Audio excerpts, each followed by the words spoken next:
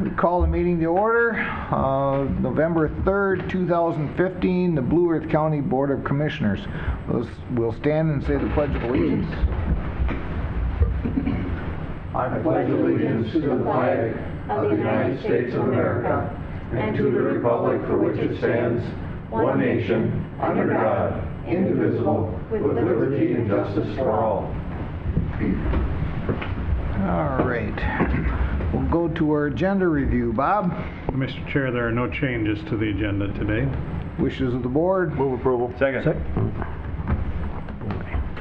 Any discussion? All in favor say aye. Aye. Against? The agenda is passed. And we've got the Commissioner's report on committees. We'll start with Drew. Okay. Thank you, Mr. Chair. Our last board meeting was on October 20th, on Tuesday. And then on Wednesday the 21st, I had a meeting. Lately, I just wanted to inform the board for the fun of it, but also for to learn about what's changing in the industry. I've been meeting off and on for months with a couple of different insurance providers, and mostly looking at things like life insurance, long-term care insurance, things like that, just to see what's going on in the industry. And one of the things I wanted to mention, I also even met with Doreen and talked to her a little bit, our benefits administrator here for the county. CNA was announcing, I believe, they're not going to sell any more long-term care insurance, and that's the provider for people who want it here with the county. With the state, county, and city, that sort of thing, they kind of provide. Anyway, the large insurance companies have come out with a new product where they have a rider right on the insurance policy, and it hardly costs anything. It's just right on there. So if down the road you've had your policy for years and you want to use some of it for a catastrophic thing, or you become disabled or ill and you need some help in a nursing home or in your own home, you can use some of your life insurance dollars to get somebody to help you. It's much more manageable. You get to run the show, and I think it's actually probably more cost effective for the insurance companies, less management for them to manage. So anyway, I've been meeting with quite a few people to find out more about those things. October 23rd, I met with two folks locally here in our community. They basically are advocates for different reasons. One was long-term care advocate, for aging people, so our area ombudsman. And I met with another woman that works with the Minnesota Disability Law Center, which is right here in Mankato, to talk about advocacy and things going on with some of the issues facing our region. And then on Monday, October 26th, I met with another insurance provider. Later on that day, I attended that public meeting that a lot of us went to for the local county transportation sales tax option in the evening, and I was a little surprised. I think we had 2 or 3 people that showed up for that public meeting. Obviously the staff outnumbered the people from the community that came, but still we had a good discussion. And I appreciate the fact that that one couple came and shared their ideas and their questions. October 27th, the next day on Tuesday, we had our annual road tour for Public Works for our infrastructure, and it was really good to see a lot of these things and hear about them going on in the county. Wednesday, October 28th, Mankato Diversity Consortium. Well, it's for immigrants, really, mainly refugee immigrants. They have a consortium, and actually I was part of the beginning of that. The first I think year and a half I went to all the meetings, the coordinating meetings, the organizing meetings, and it's interesting. It's really evolved into a wonderful program. Multiple people, business people in the community involved, and that's held over at the Public Safety Center. And there was this one focused on the students' experience and what to expect. And so they had a panel of people there to share with students and people, and it was very wonderful. A lot of immigrants showed up there, a lot of refugees. And on Wednesday the 28th, that afternoon also, Employment and Disabilities Presentation and Discussion at MSU. It's through the Department of Social Work. I think some of you know Nancy Fitzsimmons. And she I believe, might have been appointed to the Minnesota State Council on Disability. either chair or something for that. And sorry I don't have the total details on that, but that's who helped sponsor this, and there was a lot of people there. Just to talk about employment and disabilities. That was mainly the main topic. You know, how can we improve and open the doors more? Do you remember the Minnesota River Board? You've mentioned that a time or two, haven't you? Yeah. Well, it's been, you know, shut down now for about 2 years, but it hasn't completely been shut down. I mean, you have to wait for quite a long time for all of any possible vendors or bills to come in, or any revenues to come in, which both have happened up through until about probably 8 or 9, 10 months ago. Everything is pretty much leveled off, so now we're ready to we do one more last consultation with an attorney that we have a retainer with, and then what happened at the last main board meeting was it was left to the executive board to finalize the little details that go along with that. So I had a meeting with the staff at MSU that helped with that to set up an agenda, and hopefully this month will be the final meeting of that and put closure to everything. So it's kind of a big deal.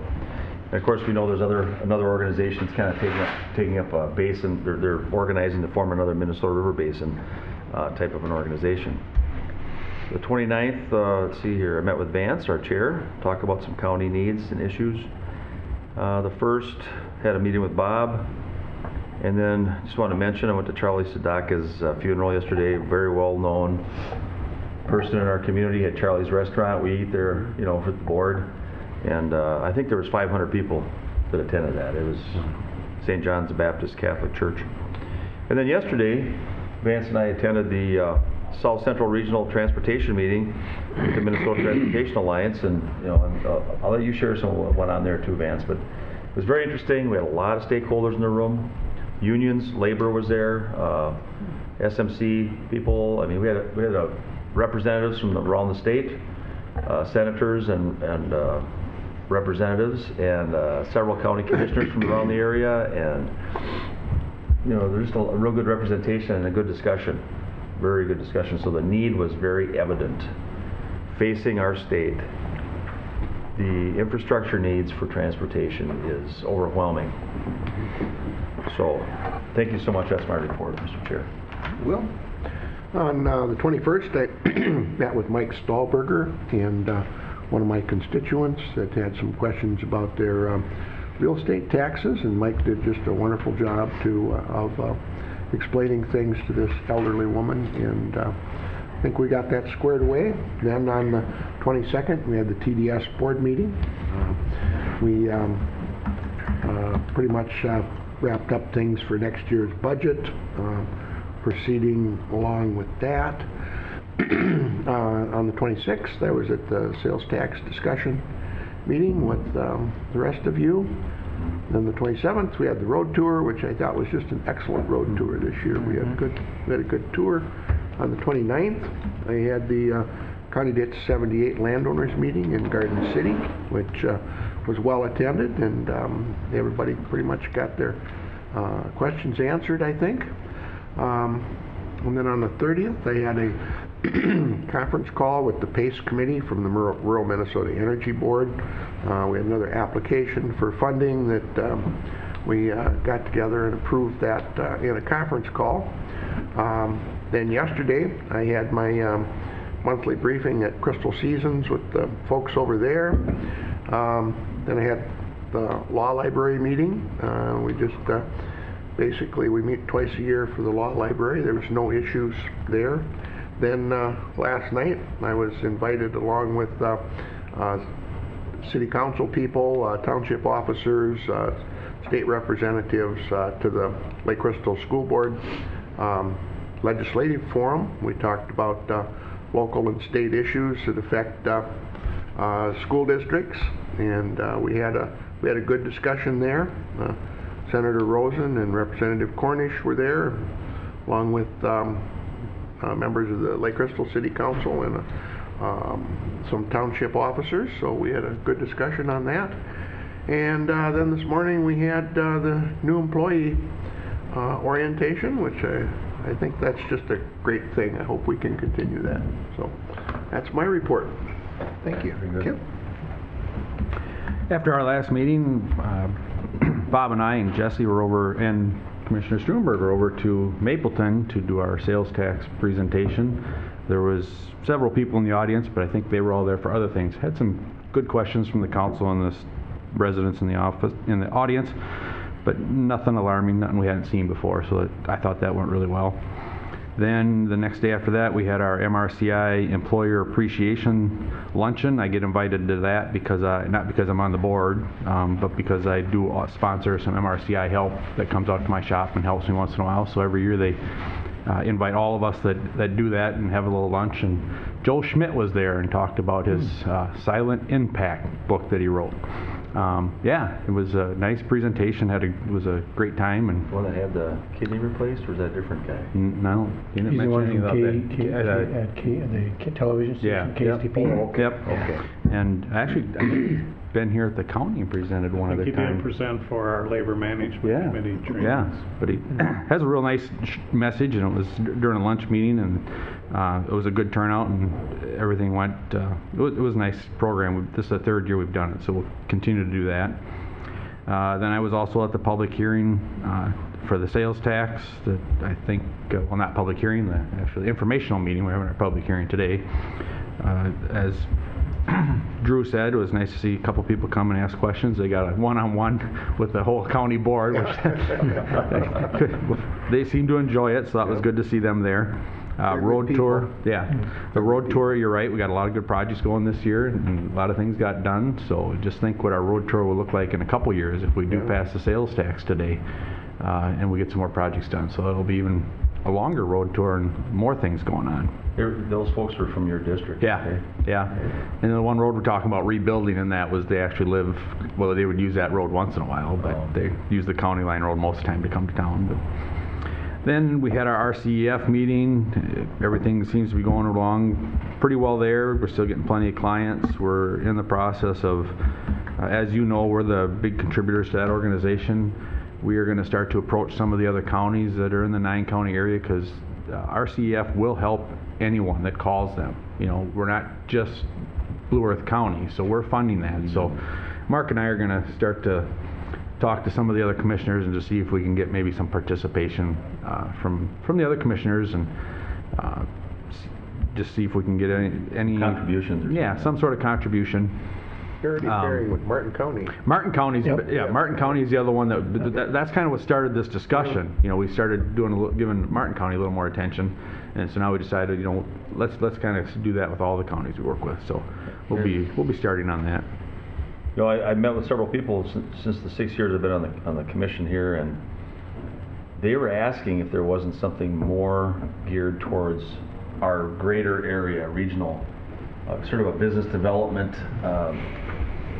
office or something, and I think that's a really good idea. Yeah, this is a small piece, but Mike Nolan's group does a lot of that more regional stuff. And we work with Mike's group, so Right. Yeah. we're gonna. And actually, when we started talking with Mike and some funding streams and stuff like that, that's how this kind of came about. And we should try to just leverage all the money we can. So it's the RCEF isn't bringing the big smokestacks to town, but they're bringing a lot of small businesses, you know, the onesies and twosies. So they're a big part of what's going on in Blue Earth County. Sure. But just not on a large scale Of course, you know, farms are onesies and twosies. at one time. Yeah. They used to be. Then after that, we had our pre-trip meeting for the Columbia, Missouri trip that will be going on Sunday through Wednesday, I believe. Just kind of had an outline of what we're going to be doing and who we'll be visiting with, and looks like a pretty entertaining trip. I think should be a lot of fun. There's 80 of us Yeah. going. That was the Wow. capacity, and they got all 80 to go. So When I first read it, I thought you were going to Columbia. yeah, no. Columbia. Yesterday I had my MRCI meeting. We had our employee appreciation or longevity awards yesterday. We've still got some employees that have been at MRCI for 30 and 35 years. So pretty exciting. There was 2 or 3 at 30 years and 1 for 35. Some longevity there, and had a good group there, and they seem like they appreciate that few minutes they get to spend with the board and do the appreciation luncheon. Then we had our business meeting, and everything seems to be moving along fairly well. Everybody's staying busy, and things seem to be going well. And then the new employee orientation this morning, and again, you're right, Drew, that's a nice program. I appreciate being able to come to that. That brings me today, Mr. Chair. All right, Mark? After the, November 22nd, had a PAW meeting, our annual meeting, or monthly meeting, and getting ready for with our fundraising efforts. Can't actively engage until now, or with the United Way blackout, but then November 26th, we did have the public hearing here in Mankato on the sales tax, and yeah, that was an interesting and a good forum, and it was good. Actually, you know, we did say, but we did have one state representative there at our meeting. That was That's right. That was pretty good. Then the RCF was there for a little bit, and Kip was there a little bit longer, and then I had another meeting with our PAW partners for working on our getting our fundraising going. And then November 27th, we had the road tour, and that was that will be different if things change. Then we did have our after the on the Thursday had our where Vance and Kip and I will be going to Columbia, Missouri on that trip. And there was like they wanted to get about half business people there. They did have 38, and then 17 nonprofit and 25 government, public elected officials. I don't know. Some of us were both though. We were business. Yeah, some of us were business too. Did we get counted twice? Yeah. We had to eat twice. Did you pay twice? Yeah, we don't want to do that. Anyway, so that's we're looking forward to that, and that basically concludes my report, Mr. Chair. All right, a lot of mine we already went through, and I'm not going to keep Mike waiting. So after the board meeting on the 21st, I had my Habitat executive meeting. On the 22nd, I did somewhat important to me. I had rotator cuff surgery on my left shoulder, so that it's keeping my left arm close to my side. Otherwise, on the 26th, we had a Habitat annual meeting down at the Blue Earth County Library. And then, of course, we had our tax discussion later on that evening. 27th, I had an airport commission. And then we had our board road tour, which I agree with everyone. That was probably the best road tour I've been on since I got elected. And that's really was a good job. Kudos to Bob and Al and everybody else that put that on. That was a good road tour. On the 29th, as Drew said, we had coffee together and discussed different issues with the county. And then that evening, we had our pre-trip orientation for our leadership tour that myself and Kip and Mark are going on. On the 30th, I had an All Seasons Arena meeting, and Bob showed up on that one. And we had pretty good discussion. And then me and Bob had an agenda discussion after that. On the 2nd, as Drew had brought up yesterday, we had a transportation meeting at Greater Mankato Growth, and there was pretty equally accounted for people from both sides of the aisle, Republican and Democrat, and had some very good discussion. Brown County commissioners were there. There were folks from LeSueur County. There was folks from Nicollet County.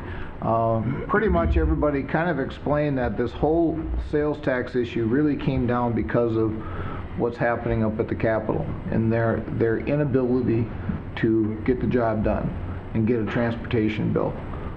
Nobody out in the aisle was really blaming anybody. It was just saying, listen, we need to get this job done one way or the other. You could see a little bit, though, there's still real strong tensions on the plans, differences, you know, between some of them they have. There's some very strong partisanship going. Yeah. And Yep. I don't see much difference than what was going on last year at this time. So Right. I'm really concerned that I am too. of things happening. I'm hoping for the best, but I'm concerned. And then, of course, this morning we had our new employee meeting, and which Heidi helps put on from the county, and is really an amazing program. And thanks for everybody showing up there. And now we're going to jump into the county attorney's caseload information with Mr. Mike.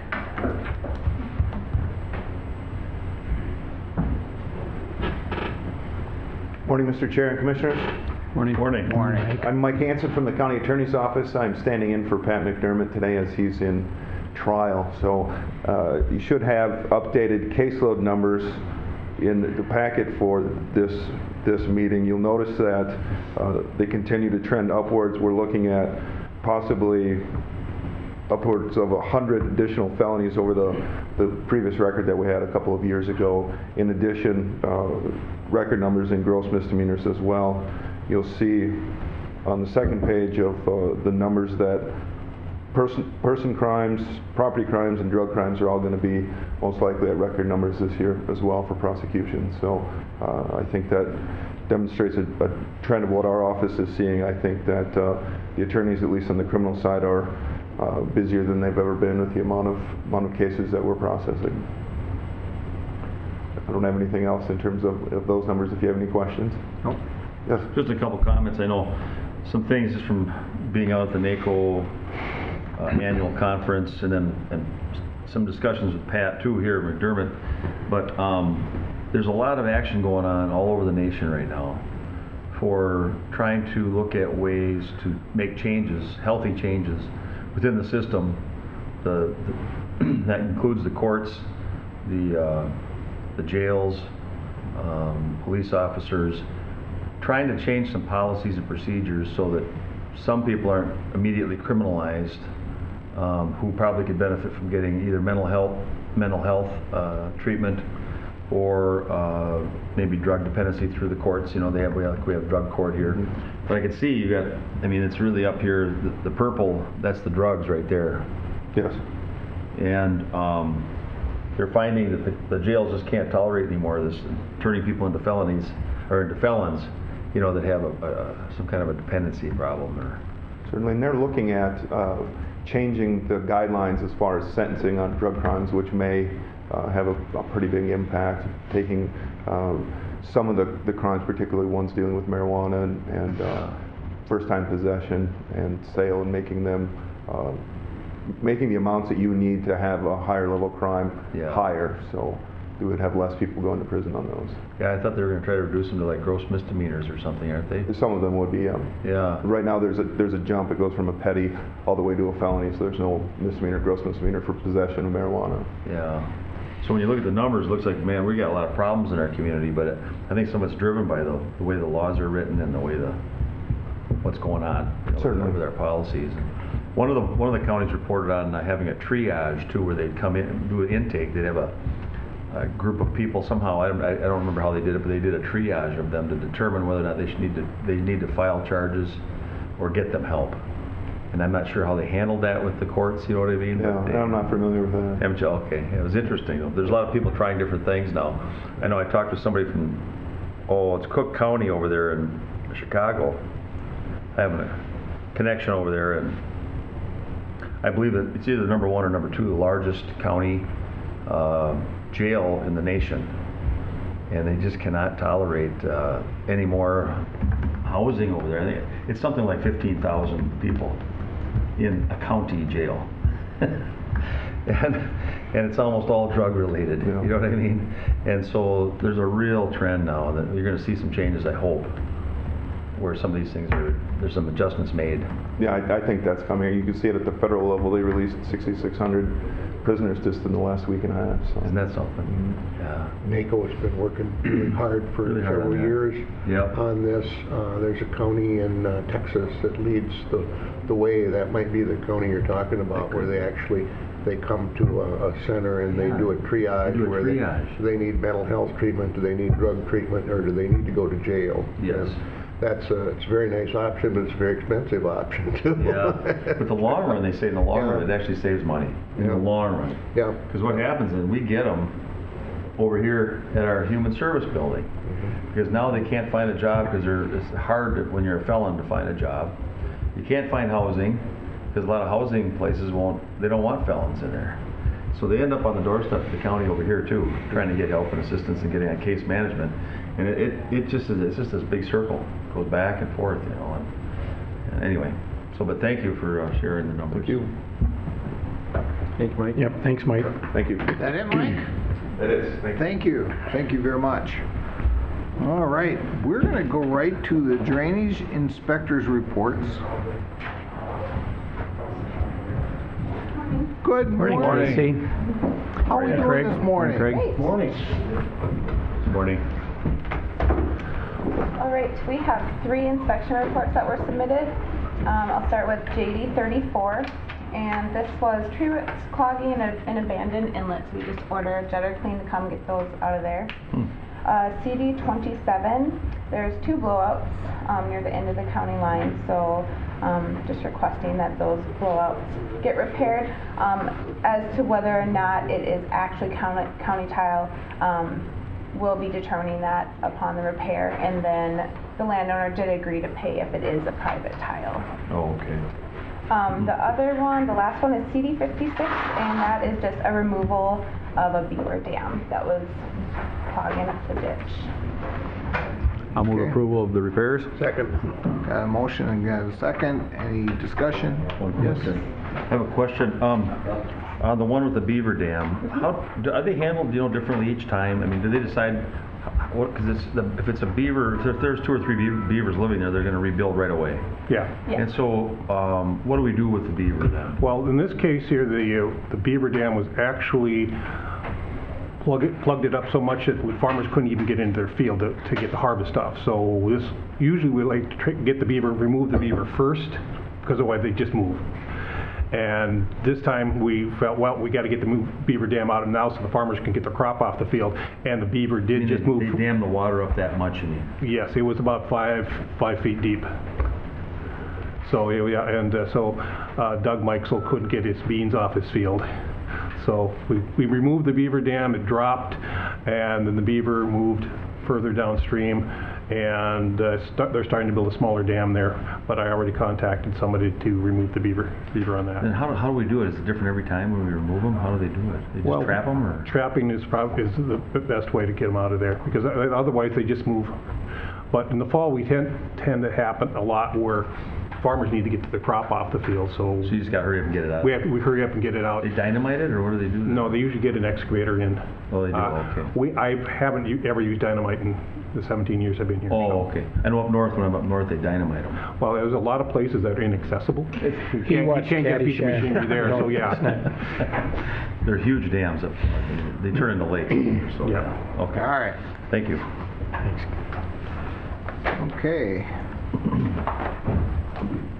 What are the wishes of the board? We got a motion and a second. Motion and a second. Yep. Thank you very much. All right. Any other discussion? Oh, thank you, Mr. Chair. All in favor, say aye. Aye. Against? Thank you. Those are passed. Drew, you messed me all up. That's okay. No, that's all right. I'm good at I get that. messed up. 7.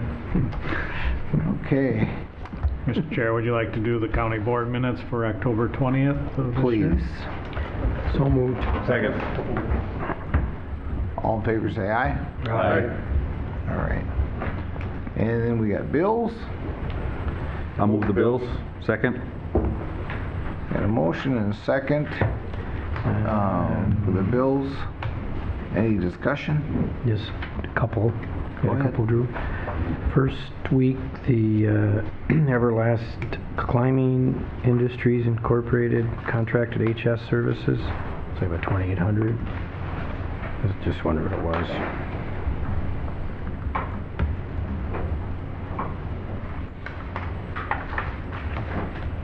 Anybody else?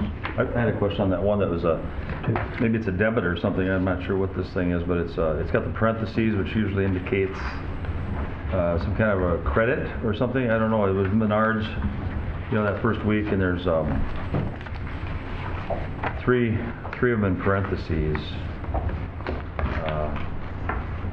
Is it some sort of a credit? Let's get Mark's done. I'll address Commissioner Peoples' question first. Oh, I'm sorry. The Everlast, that is part of our SHIP programming, so it's not completely clear in terms of the actual item, so I could follow up with the Human Service Department, but it is part of our statewide health improvement program. Yeah, I was just wondering where that, the only other one I had was just kind of what, it's the Next Step Clubhouse, and it said for a recipient, 10,000. I just wondered how that, That's part of our South Central Community-Based Initiative distribution. Since we're the fiscal agent for that state grant, then we distribute the funds to other counties, and part of those funds have been dedicated to those clubhouses. So this was some additional grant funding that's passed on to those clubhouses. thank you. That was all. Thank you, Mr. Chair. And then Commissioner Campbell, your question about the Menards, that's something I need to follow up with the Public Works Director and ask a little bit more. I looked into that a little bit, and there are some credits and debits moving around that show up kind of funny in our report, I would agree, but maybe we can check with him when he's here later today. Okay, yeah, I just rarely ever see that in there. Right. So I just... Anything else? All right. No more discussion. All in favor say aye. Aye. Against? And that's passed. All right. We are going to have our public hearing, our final hearing on the proposed improvement for CD 78. The purpose of this hearing is to consider the petition for the drainage project and with all matters pertaining to the detailed survey report and the viewer's reports. And we will start with the judicial documents. I'd like to remind you, Mr. Chair, that I'll be excusing myself from voting on this because my farm is served by that. I appreciate that. Thank you very much. For jurisdictional documents, the hearing notice was mailed to landowners on October 13th. The hearing notice was published in the Free Press on October 15th, 22nd, and 29th. It was posted at the courthouse doors and also on the Blue Earth County Public Notices internet page on October 27th. Okay. Next would be the DNR report. I don't believe there's anybody from the DNR, so the statute then requires that we read their letter into the record. Go ahead. Okay, well, got a letter from the Minnesota Department of Natural Resources dated August 14th regarding the final engineering report, County 78, Blue Earth County, Minnesota. Dear Mr. Austinson, on behalf of the Director of the Division of Ecological and Water Resources of the Department of Natural Resources, I offer the following comments on the final engineer's report for the project referenced above, in accordance with Minnesota Statutes 103E.301. Please be sure to review the Minnesota Statute Section 103E.F.48 concerning riparian protection and water quality practices that was recently approved by the legislature. The new statute requires a 1-rod buffer on each side of the public ditches on an average of 50-foot buffer for public waters or alternative water quality practices. Implementation of the riparian protection and water quality practices will stabilize ditch banks, reduce transport of sediment, remove excess nutrients, and increase water retention. Minnesota Statute Section 103F.48 should also be made available to the landowners affected by this project so they understand the requirements of the statute and options for implementation. Landowners should be encouraged to plant deep-rooted native species that will improve the stability of the ditch banks. Soil and water conservation districts should be contacted for assistance with buffer implementation. The DNR supports the implementation of the best management practices that are mentioned in page 5 of the final engineering report. County ditch number 78 eventually outflows into the Watonron River that is impaired by turbidity according to the Minnesota Pollution Control Agency's impaired waters list. BMPs that result in water retention, soil erosion control throughout the watershed need to be implemented to ensure that the project does not contribute to downstream turbidity. Please note that even though this is not feasible to restore enough wetlands to eliminate the need for a ditch system, it is beneficial to include the water retention into the project. Water restorations, temporary water storage, and controlled drainage will improve downstream water quality and reduce flooding. In order to improve the commenting process, it would be advantageous to include a full contact name, address, phone number, information for the ditch authority where the engineer's report should be sent. This will ensure that the comments are received by the ditch authority in a timely fashion.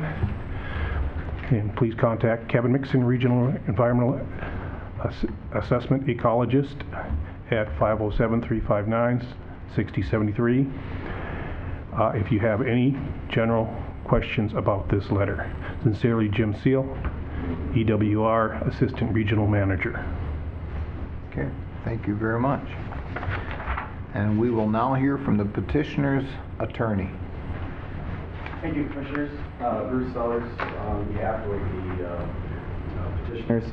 We had of course, we had the preliminary hearing.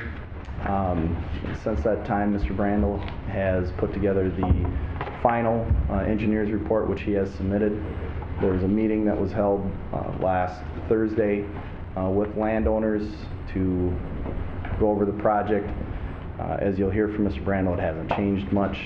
There were a few questions that the landowners had that I believe between Mr. Ossenson and Mr. Brandel they were able to answer, and so I will defer any comments right now to Mr. Brandel, but would ask that if something comes up that I might have another opportunity to address the board. You bet. Thank you. Thank you very much. And we will now hear from the engineer. Chuck. Thank Morning, you. Chuck. Good morning, everybody. Good morning. Chuck Brando with INS Group, and if we can we pull the map up on the screen of the ditch system, if that's all right, just for reference. CD 78 is approximately just over 9,000 acre watershed, and this petition was for a portion of Branch 1, which serves approximately 1,500 acres in the southeast part of the watershed. If you recall, this project was redetermined and there was a repair to the open ditch back in 2007, 2008, and I think it finished in 2009. So there was a recent redetermination. There's been some repairs to the open ditch. Branch 1 is and has an open ditch branch to the main ditch, and then has a 26-inch tile, which eventually goes down to a 24-inch tile. The history on CD 78 is that it was established in 1944, but it was a consolidation of older ditches prior to that. Shortly after 78 was established, Branch 1 was improved, and the engineer at the time had recommended an open ditch larger than what is currently built. It was decided not to construct an open ditch, and the 26-inch tile was installed. I believe in the report the engineer even recommended that this would be undersized and would not work adequately. Since then, landowners complained about the drainage on Branch 1. We performed a topographic survey to see if there were any issues with the branch, and we found out that it actually has negative grade. So that branch is in disrepair. It does drain some low areas, and it was either not installed properly or there might have been some subsidence of the peat soil and some settling of the pipe. So we've got an undersized portion of the system that is also out of repair. We had informational meetings, looked at the entire CD 78 system, and as you approved, there was a petition just for a portion of Branch 1, Lateral B and Lateral C. That petition included upsizing the tile to a half-inch drainage coefficient. So we looked at a few different options, and it's proposed to, if you go to the next sheet, or keep going down, I think it's sheet 3 of the plan set. It's down a little ways.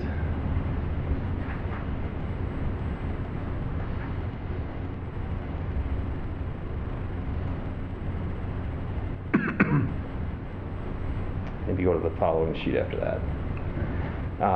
So this is a portion of branch 1. The open ditch drains to the north. It's the blue line. And then the 26-inch tile drains into that. We're proposing to replace that 26-inch tile with a 48-inch tile and deepening the ditch as deep as we can possibly make it with respect to the mainline ditch. So there's portions of the open ditch that would be deepened by 18 inches to 2 feet, slightly widened, and then to control the flow out of the system, we're proposing to take out a culvert crossing and replace that with a dual culvert crossing. So right in the middle of the page, where there's a kind of a dark line, there's a proposed crossing. That crossing will have a 36-inch pipe at the bottom of the ditch and then a 42-inch pipe higher up. So the 36-inch pipe acts as a restrictor. So we have a 48-inch tile coming into the ditch. The 36-inch pipe restricts the flow, uses that extra capacity we get out of the ditch to store water, and then the 42-inch pipe higher up acts as an overflow for higher events. In doing so, we can match the existing peak flows out of the system, which is one of the goals when we meet with the DNR that they ask us to do, to match peak flows. At the same time, we can gain 1.5 to 2 feet of depth on the ditch. The tile through the Bennett and Cryer properties has only 15 inches of cover on it.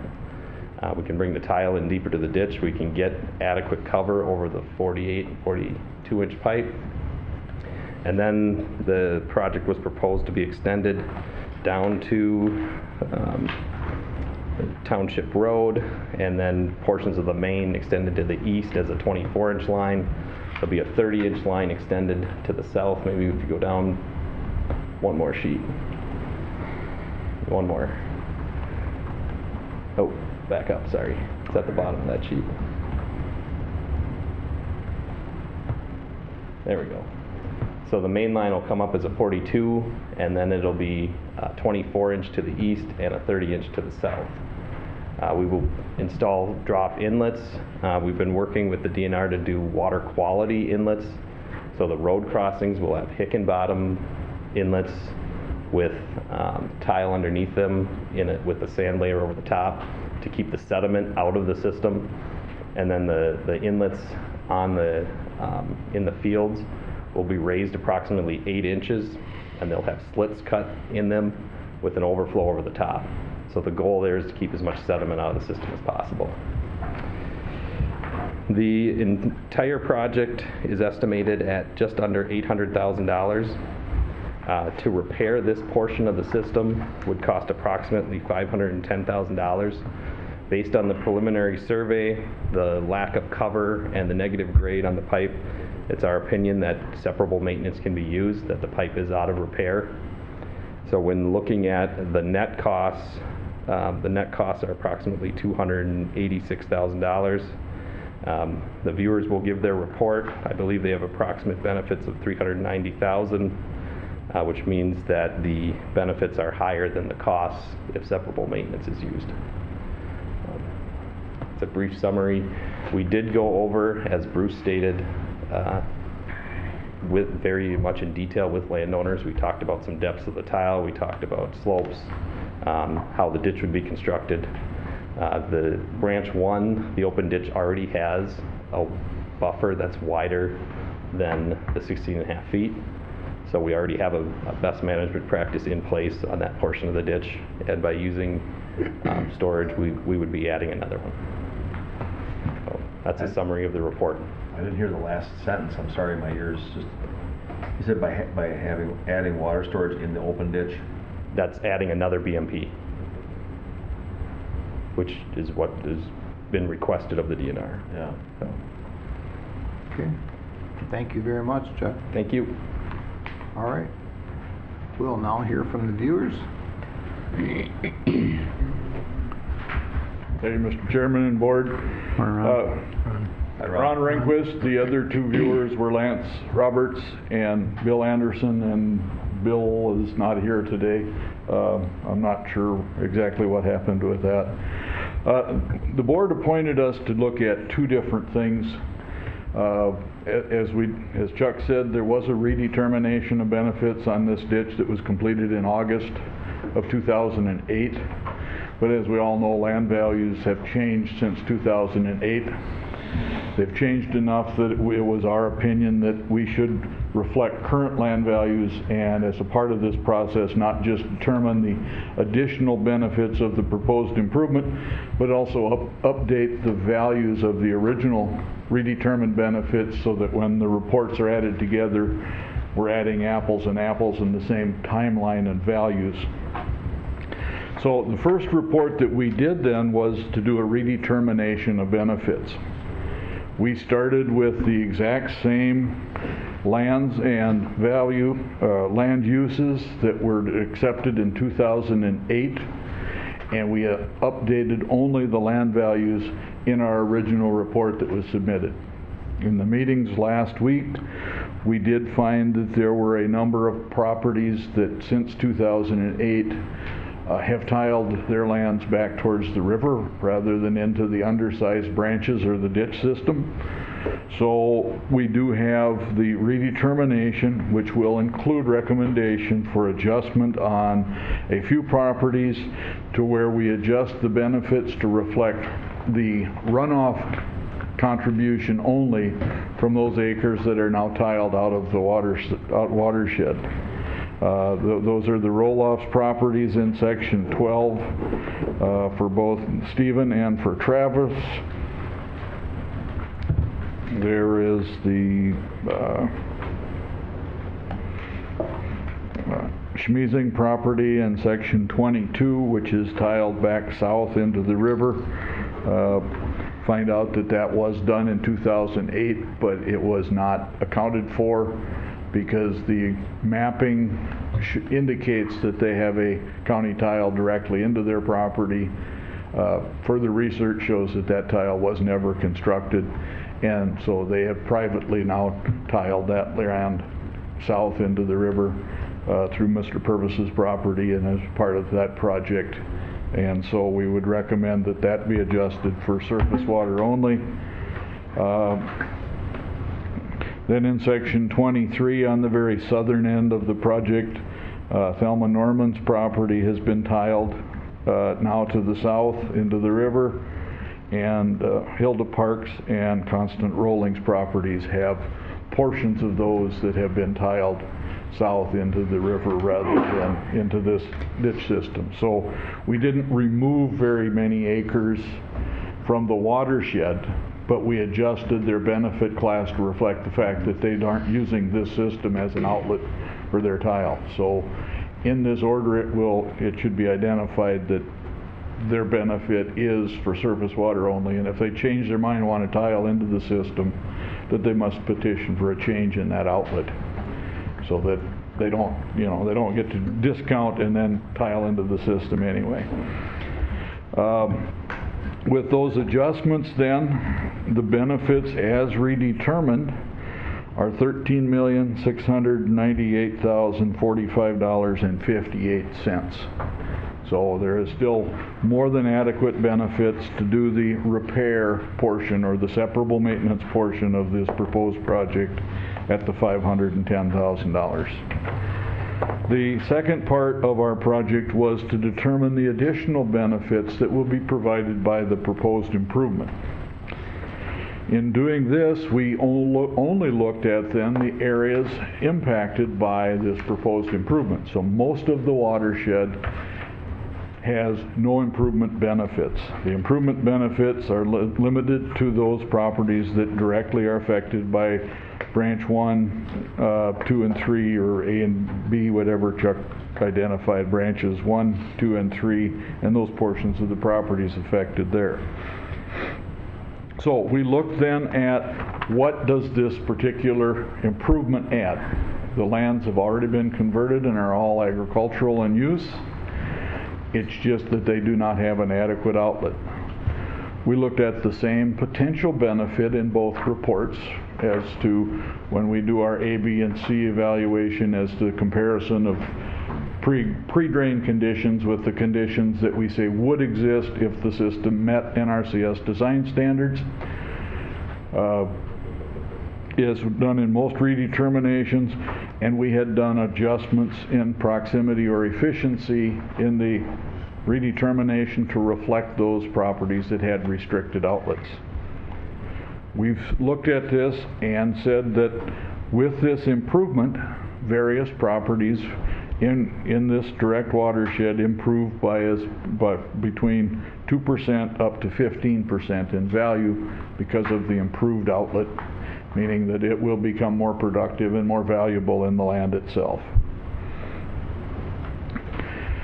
Those proximity or efficiency rates are an adjustment based on the overall. When we do benefits, it's if a system is all equal in capacity, then you can look at whether or not there are certain types of soils that are restricted more than others.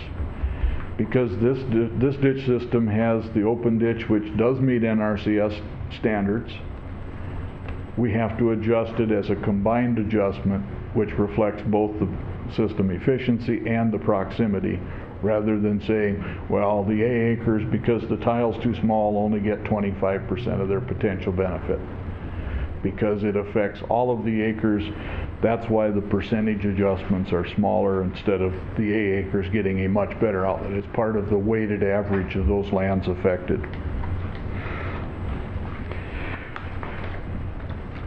Subject to the same adjustments for those areas that had tiled out of the watershed, we've come down then with a net benefit of $387,418.88. These benefits are solely to the lands affected by this improvement. There are no additional benefits to the road authorities because the roads are already existing, and there is nothing within this proposed project that is going to enhance or reduce the maintenance to those roads measurably to reflect that there's a additional benefit to the road authorities. We did damages as well. Mr. Brandel provided us areas necessary for the construction of the ditch system and a small permanent damage on the lower end where he is going to deepen and widen the open ditch. It's going to take a little more land. The buffer strip was acquired during the 2008 redetermination, so there is no additional damages paid for the buffer strip because that is currently understood to be established at this time.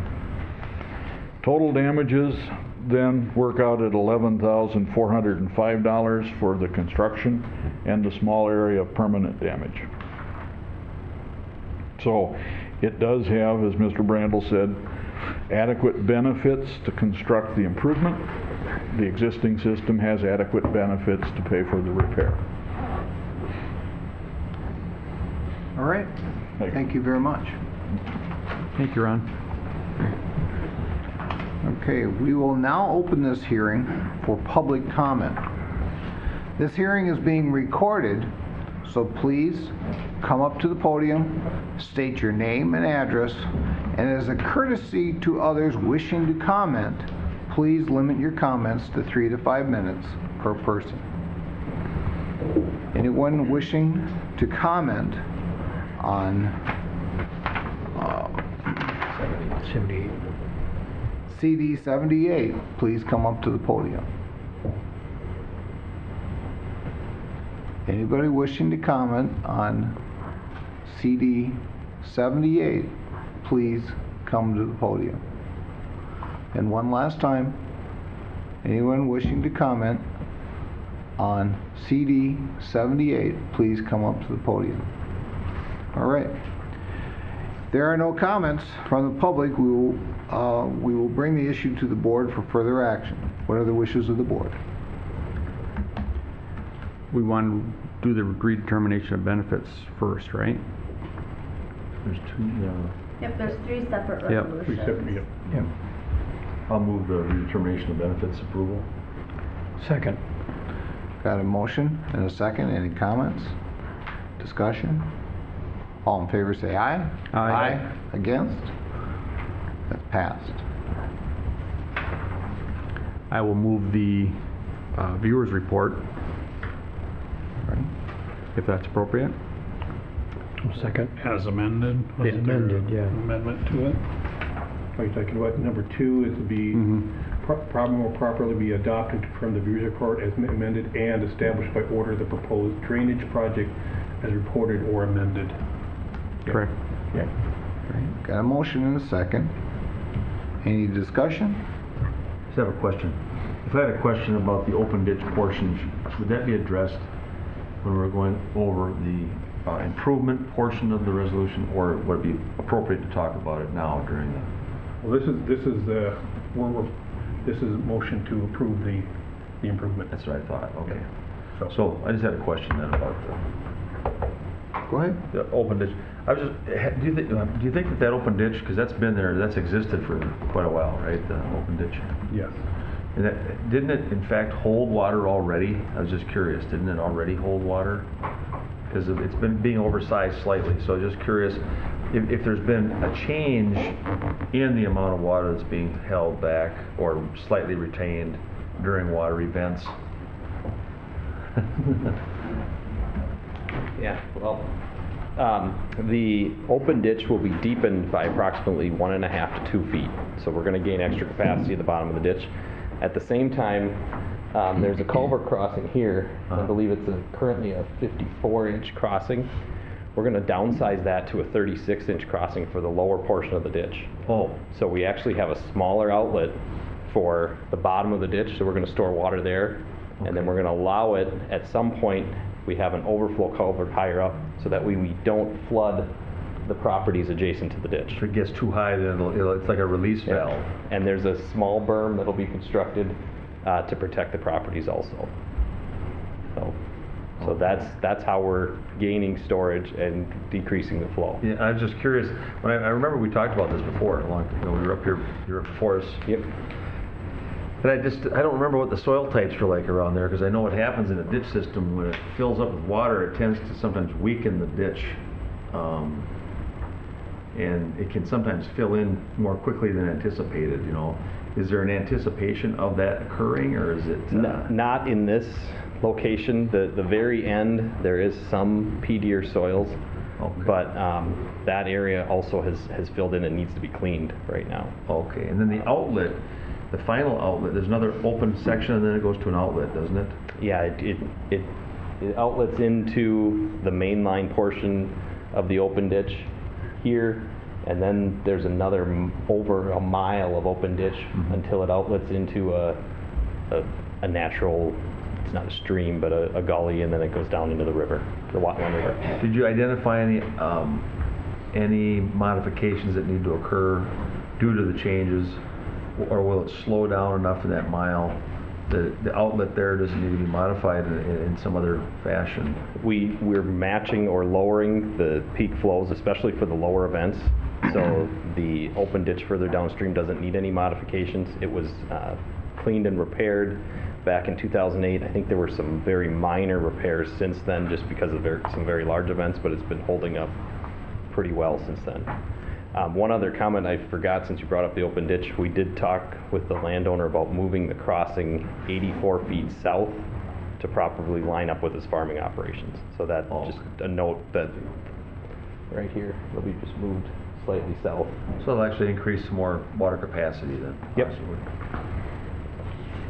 That's good, thank you. Thank you. Any more discussion? No. All in favor say aye. Aye. Against? And that portion is passed. Resolution for the bonding, is that what we want next? Yeah. Okay, I'll move that. Second. Got a motion and a second. Any discussion? All in favor say aye. Aye. Against? That's passed. Thank you. That's it? Thank you so much. Thanks.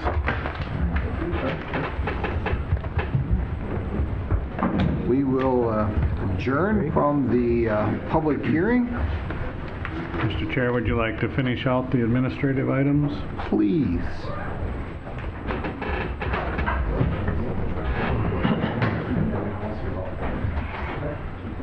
Thank you. Thank you. Thanks, everybody.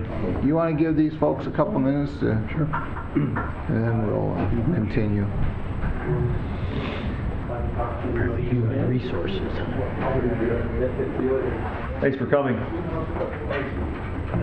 Thank you.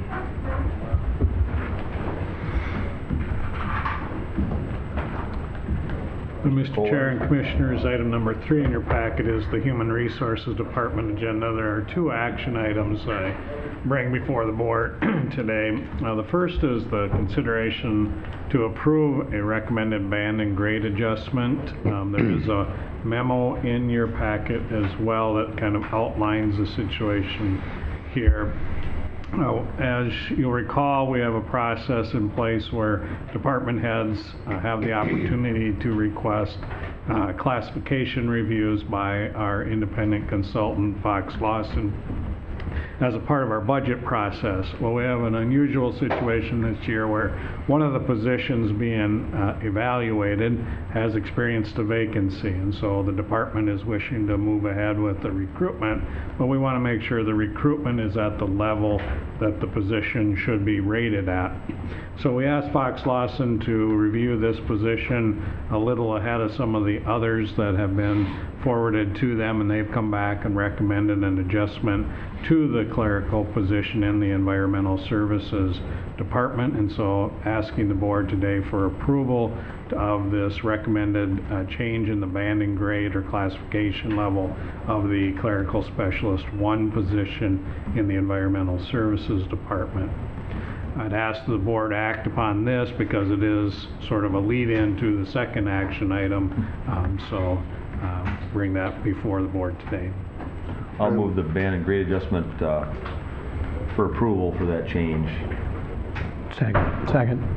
Got a motion and a second. Any discussion? All in favor say aye. Aye. Against? And that portion was passed.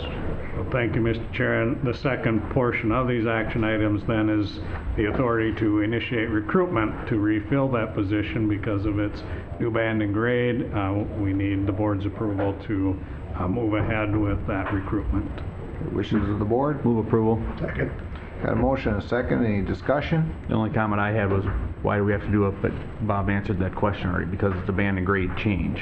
Otherwise, we would just do this administratively. Right, the position is authorized by the board, but at a different level. Okay. So this is just trying to be consistent with other actions that the board has taken in the past. Yeah, I had the same question back when we had our discussion, so I appreciate that. Any more discussion? All in favor say aye. Aye. Against? And that's passed.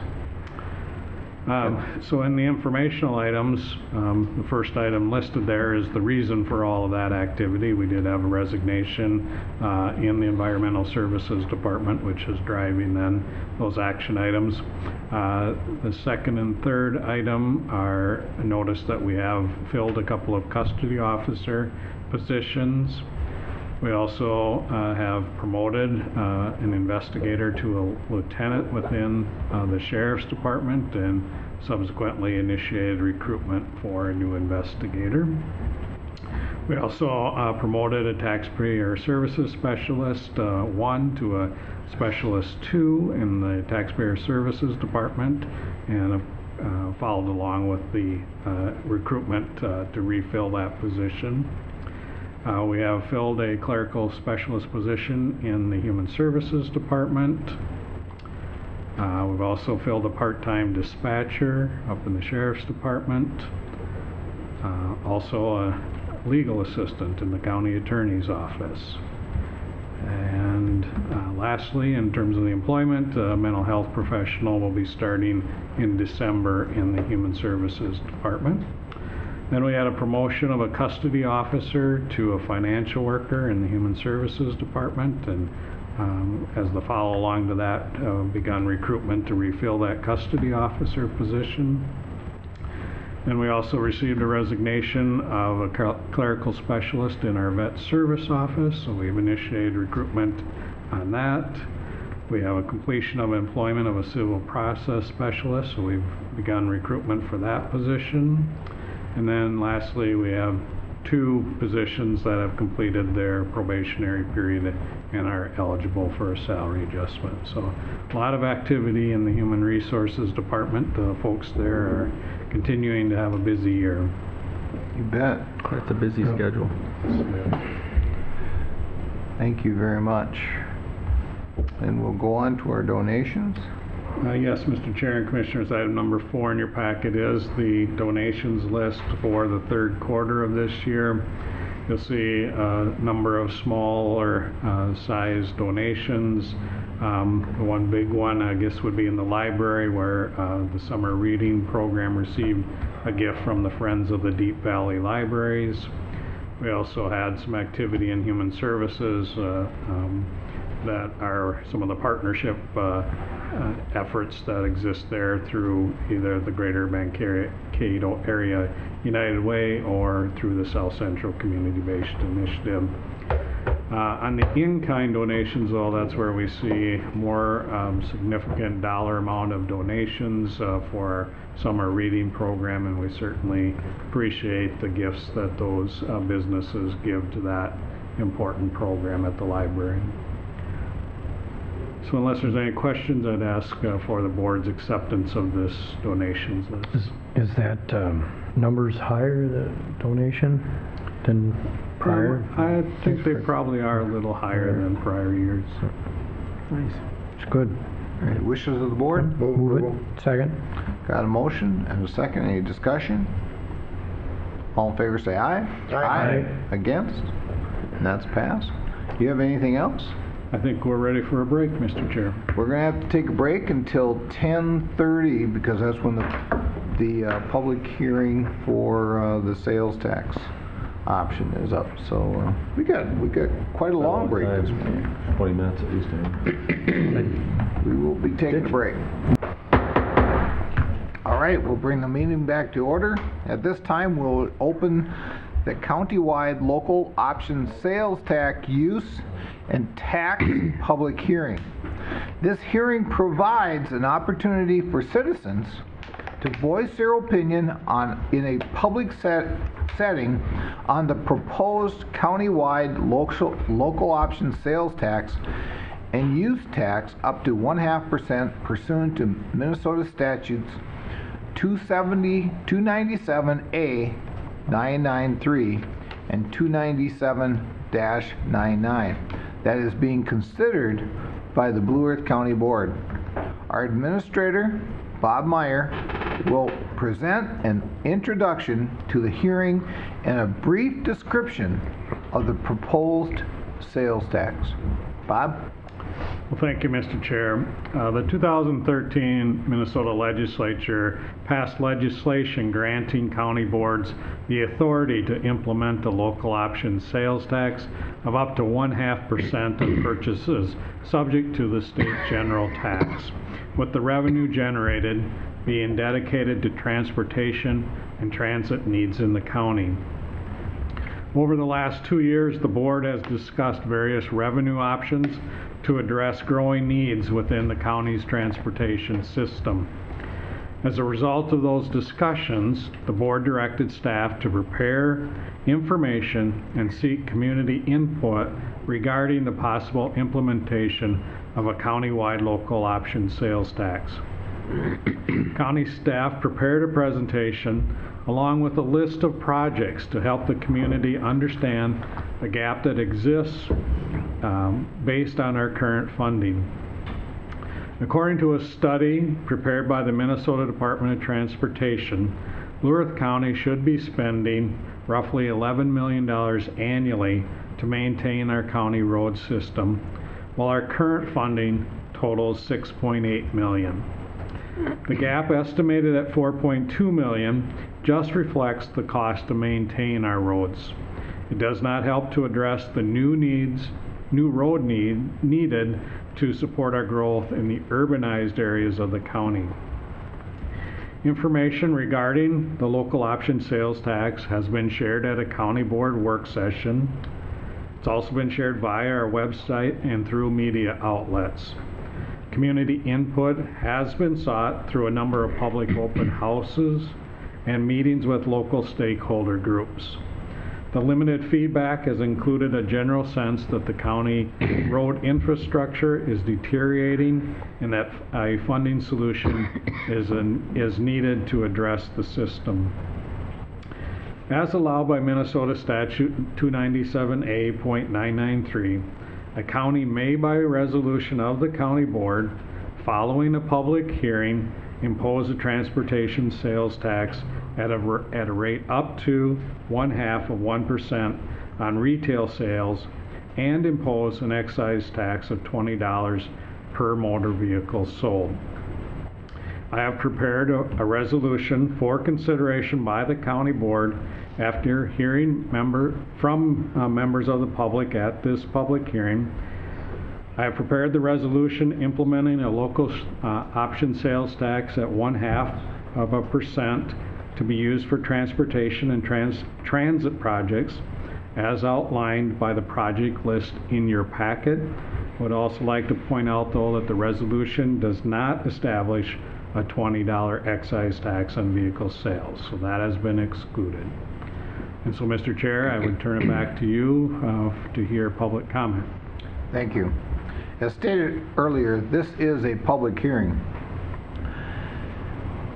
If you wish to speak on the local option sales tax, please step forward to the podium, state your name and address. Understand that this is a public hearing with a set agenda, so therefore, please be brief with your comments and be courteous to others wishing to speak. Anyone wishing to speak in reference to the local option sales tax, please come up to the podium, state your name and address. Anyone wishing to speak on the local option sales tax, please come up to the podium and state your name and address. And for the last time, anyone wishing to speak on the local option sales tax, please come to the podium, state your name and address. Seeing no one, I'll bring this back to the board.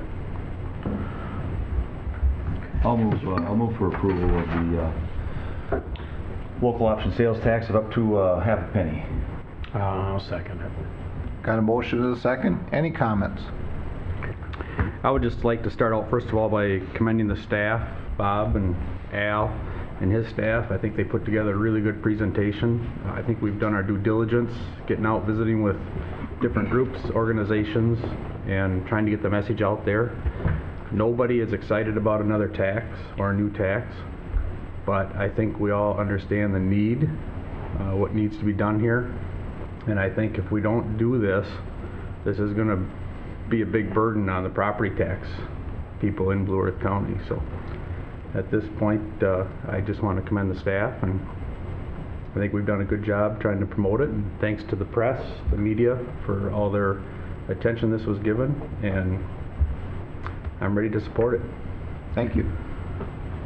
Mark? Well, Mr. Chair and board members and public, yeah, for one, with my past history and so forth, I'm not one to get too excited like everybody here on raising taxes and doing anything like in that regards. And I think as a board, we've done really good on our property taxes, where we've kept them at minimal increases. And but as Kip said, this will mean if we don't do something right now on our infrastructure for our roads, some more revenue, then we will have bigger problems, and we will have to look at some property taxes increases to take care of the problems.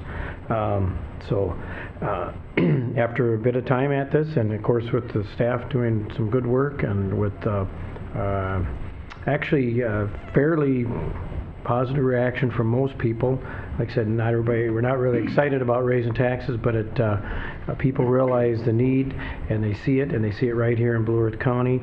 And the benefit of this is that at least we as the board and as the county can control the dollars and how they're spent locally on transportation and transit. So that's why I'm voting for it.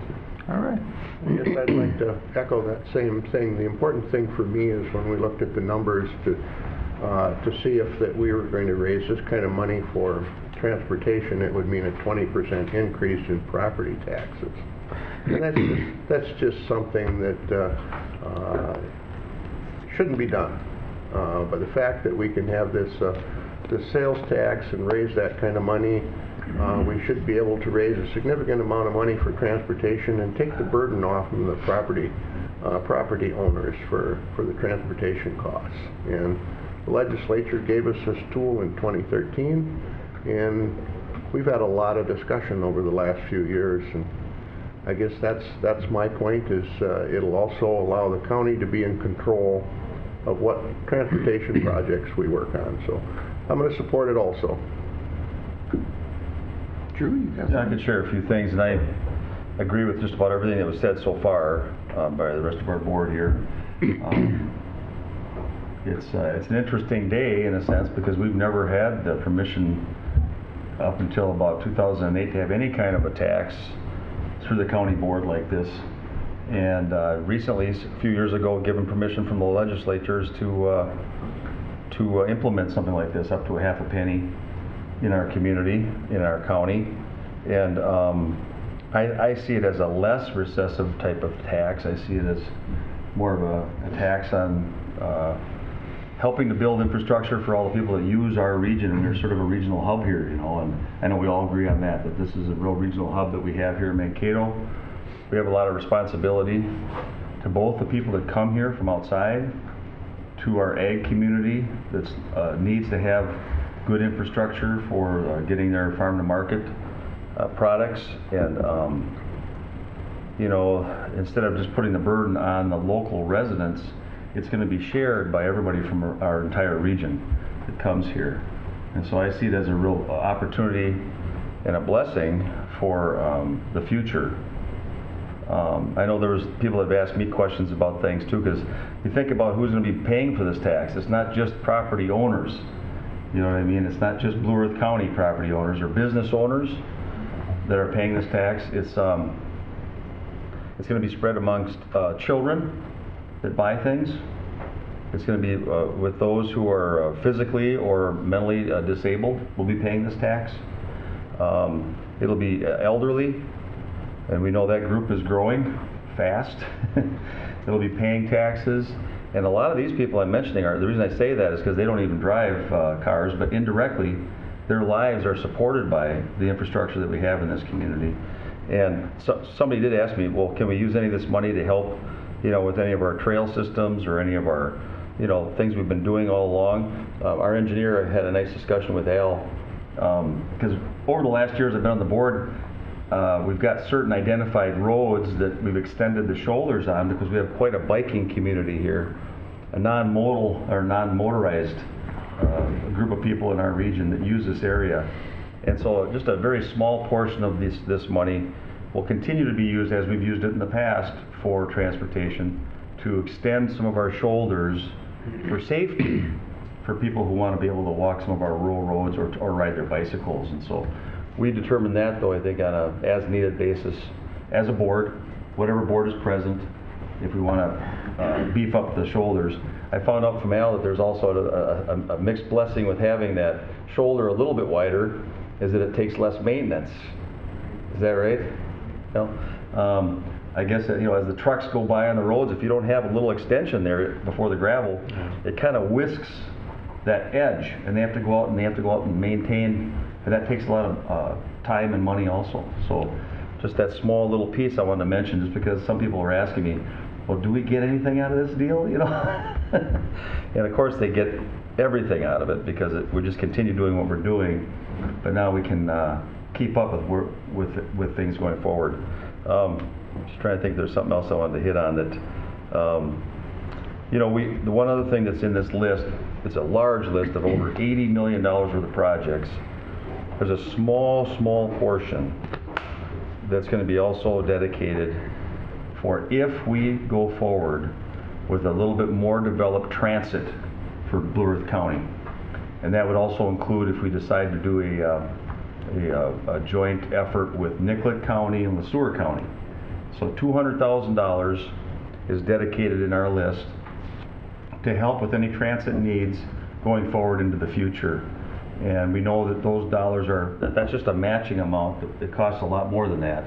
I don't know what it would be for a system, but it's several $1 million probably for our region. And so I look forward to seeing if those dollars can get used to help with the transit needs in our community. And that's pretty much it, I guess. I think it's interesting to note also, and I don't want to sound too negative, because I know that our senators and our representatives up in St. Paul work on a lot of different issues just like we do, trying to figure out how to balance the budget, where spending should be. But there's still, I sense, a real stalemate between the two parties up there, and I feel like rural Minnesota is sort of held hostage. And that's one of the reasons why we are doing this. I'm glad they gave us permission to do this, so that we can have those control, like you were mentioning, Commissioner, that we have control, local control of these dollars. We can work on projects in the Mankato area. We can work on projects in our entire county that we would never be able to do unless something changes in St. Paul. And once we talked about, would we ever reduce this, bring it back to the board for a change? And I think if the state of Minnesota came up with a transportation plan that was long-term and secure, we've talked about that, right? I mean, and that we'd come back to the table and reduce the amount that we would tax, or get rid of it altogether. So I won't have a problem supporting that. Yep. Yeah. See, Thank you. Well, I've been put as the person that's been supporting this for the last 2 years. And the reason I really been looking at supporting this is because I have not seen a lot of work up at the state legislature. Every year we start talking about doing this, we come back and say, well, this is the state's responsibility. The state is responsible to take care of our roads and our bridges and help the counties out. And year after year, that just hasn't come across. Last year was supposed to be the transportation year at the state capitol.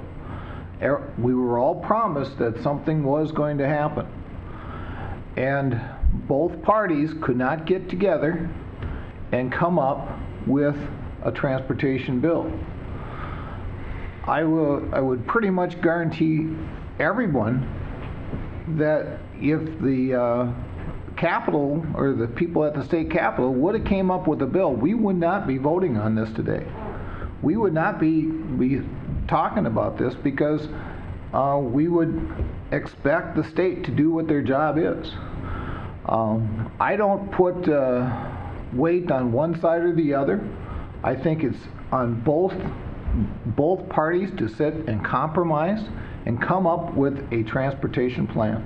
Mm-hmm. This is their responsibility, and they really do need to do this. And I do agree with you, Drew, that if the state would come back and we would get a long-term comprehensive transportation plan, I do believe that this board would sit and think about this next year and say, what should we do?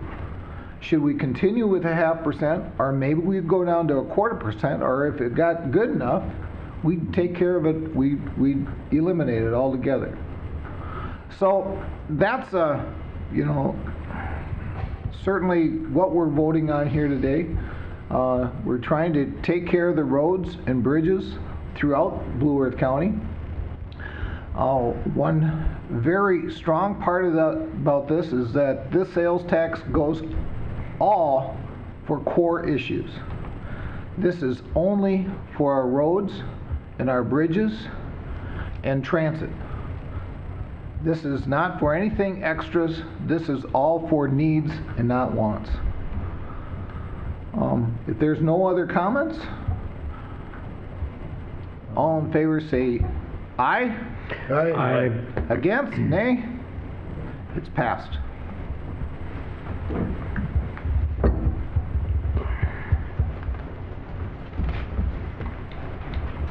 And now we're going to have some public works. Al? Got any projects for us, Al? yeah. Yeah. Morning, Al. Hey, Al. Morning. I just thought you had a wonderful discussion. I'm very pleased. The need is clear. It's clear that it's supported by the public. And I'm confident that by all these parties working together, our public, our citizens, the county board, and our staff, that we will invest this money wisely for the benefit of our public for now and into the future. So, very good. Thank you very much. Quite an agenda there in front of you today. The board authorized advertising a small piece of land for sale next to County 90. We received one bid to purchase that land for $12,180 from a Mr. Andrew Walser. I think your packet included a resolution and a map showing where that parcel was located and an aerial photo showing it. I think it's important to note, and this would be on the deed, that the parcel is zoned agricultural residential development is not allowed. There will be no direct access to County 90. County 90 was platted with controlled access and a driveway to 90 would not be permitted. The buyer will pay the legal fees, including surveys, description, and recording. It appears to me it's a reasonable offer, but you certainly have the ability to consider whether it is or not and reject that sole bid if you chose. We have sufficient land on the south side of the highway for an additional 2 lanes. The land that would be sold here is not required for that additional 2 lanes. They will be used by the landowner adjacent to his existing land to expand his field, and so it makes sense to that person. Okay, wishes of the board? So moved. Second. Got a motion and a second, any discussion? All in favor say aye. Aye. Against? Passed. And there wasn't much discussion because we brought this up here before. We discussed it and we talked about it, about that piece of land, and you did all the research on it, Al, and your staff, and so. And we drove past it on a road tour also, I believe I pointed it out. Yeah. It was one of those things where we selling some land and. So just kitty corner is where we bought land, and so this kind of, in a sense, is kind of helping to pay for what we bought, just the old It's horse stable area, or just kitty corner. right. So and when you buy land for a road project, often it doesn't make sense for the landowner to just buy this narrow strip. You're cutting off a little piece. That's why we ended up with this. It was part of a larger parcel that we bought. So we're putting it back in the private sector and be raising taxes and benefits everybody, I think. Just one question. Go ahead. Just a quick point. I forgot to talk to you earlier, Mr. Chair, but there is a funeral that I'd like to get to, and so I might step out in a few minutes to go to the funeral, if that's okay. Absolutely. Okay. Go ahead, Al. Okay, we've been starting to work on County 1, which is the old Trunk Highway 66 from Good Thunder north.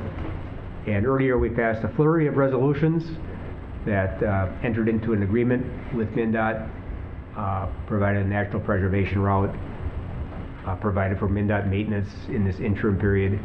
We neglected to have a right-of-way acquisition authority resolution. So this would give the county engineer and the county attorney the authority to acquire right-of-way for that old 66 project. I'll move for that. Second. Got a motion and a second, any discussion? All in favor say aye. Aye. Against? Passed. I want to just make a comment. Thanks for the hard work that you and your staff do with this, with the landowners, looking at options and giving them options for land acquisition. I think it's been a real good report the last few years on that, and landowners are appreciative of, Sure. looking at those issues, those alternatives. Thank you. I will pass that on to Jack Herbert. Okay. Very diplomatic, very respectful Jack's person that works a good guy. extremely well with these folks. Yeah, it's wonderful. I work very closely with Jack on a day-to-day basis as we're negotiating and purchasing properties. All right. Okay, another right-of-way acquisition for a bridge on County 52 over the Big Cobb River northeast of Mapleton, Minnesota. Build a new bridge. We need to widen the approaches a little bit to fit that new bridge. This would allow us to purchase a right-of-way for those approaches. Move approval. Second. Got a motion and a second, any discussion? All in favor say aye. Aye. Against? It's passed. Okay, we've discussed in the past that Mankato area has grown up as a regional center and as a metropolitan area, so we have additional requirements now under the law. One of them is for MPCA MS4 permits.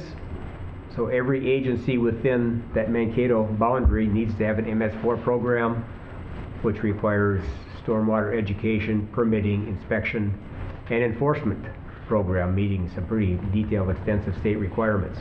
The city of Mankato has had that for years.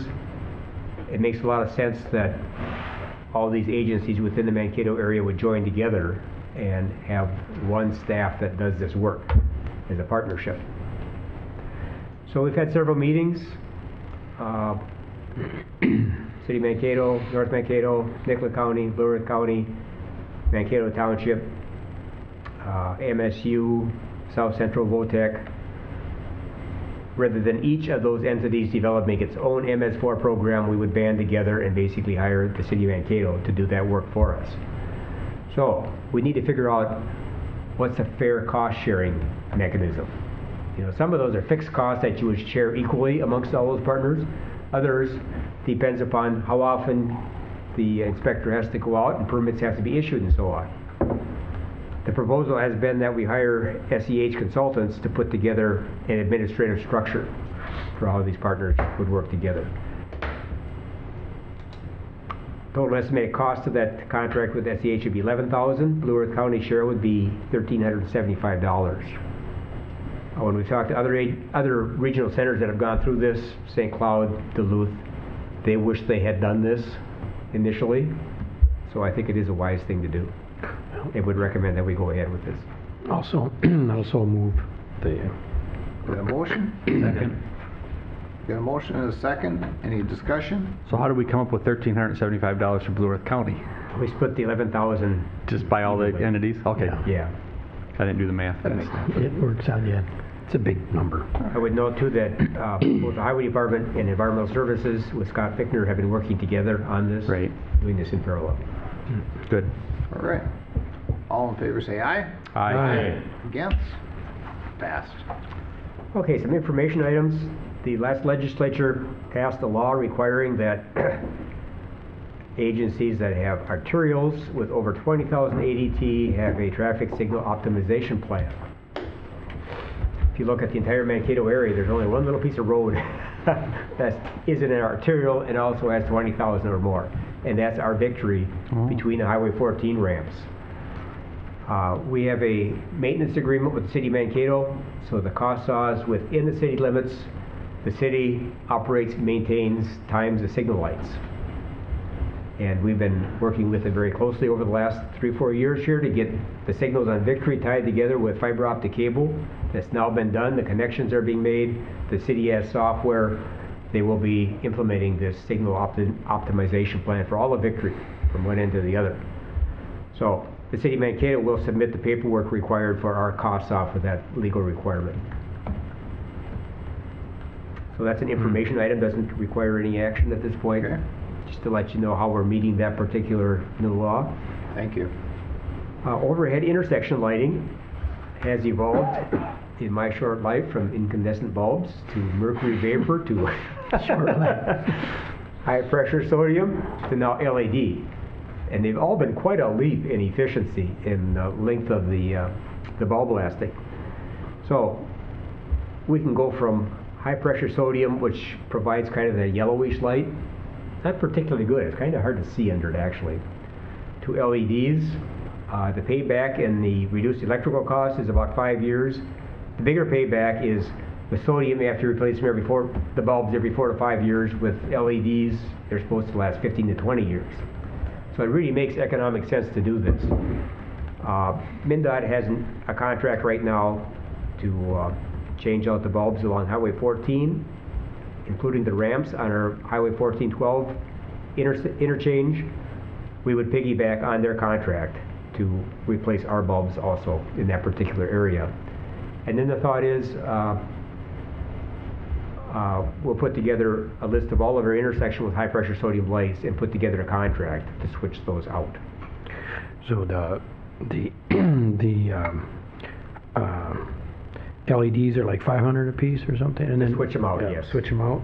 What's like a sodium? What does one of those high pressure sodium vapor ones cost even yet? I don't know. I'm just curious, roughly. But I didn't mean to. Yeah, I don't know offhand. It's probably anywhere to $200, something like that. $200? Okay. The LED price has come down substantially. Right. Oh no, they have come down a lot since Yep. the initials. Yeah. The Victory Stadium roundabout and all the roundabouts on 17 are LEDs. They're kind of a white, bright Yep. light. They are brighter light. Yeah. And I may not be comparing apples to apples here, but my wife and I just bought some new motion lights for out in front of our house. Yep. And we bought the LED light, and of course it's all included with, I mean, there's no changing of the bulbs on those things. And I looked at the salesman and I said, well, how do you change bulbs? He says, well, you don't, but they're supposed to last 25 years. Yeah. He says, well, 25 years from now, I guess I won't care, you know. But, you know, so I bought that just so I wouldn't have to change out the bulbs, and they last so much longer and uses less electricity. Yeah. So it's a plus all the way around, and really wasn't that much more for the whole unit, Right.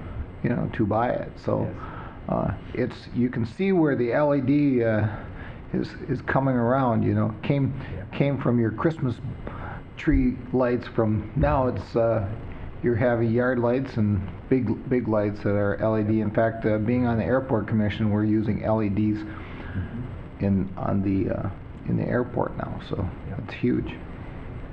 It's a good business decision is what it amounts to. Mm-hmm. It stands for light emitting diode. It's a solid state transistor type device.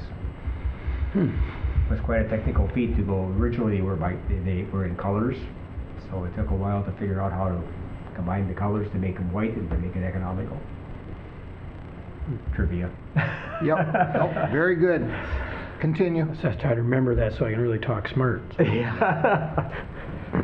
Okay, status of construction projects, and I will be very brief because we just went over this on a road tour last week and you actually saw some of these. Number one, they're all, if the dirt dries up just a little bit, we're trying to get the seeding down, we're putting up signs, ready to fully open it. From Good Thunder to North, we're ready to make our first offers. In fact, I need to text Jack that he passed the resolution and he can sign up a particular party. Kendall Street paved, our overlays are paved, safety project done. Bridges, the County Road 147 bridge, they're looking at lifting that span 10th or 11th of November still. And Lime Township, those big boxes should be coming in the end of this week. All right. Thank you very much. Thank you very much, folks. Thank you, Al.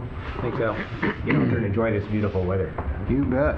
And I do believe that we're through with our administrative services. Is that correct, Bob? Yes, Mr. Chair, but I can give you one update on the question that Commissioner People had on that statewide health improvement purchase. That was for some bicycle racks at our county building. So actually, if you look out in front here at the courthouse, you'll see a new bicycle rack that's got some cutouts indicating it's Blewett County. So.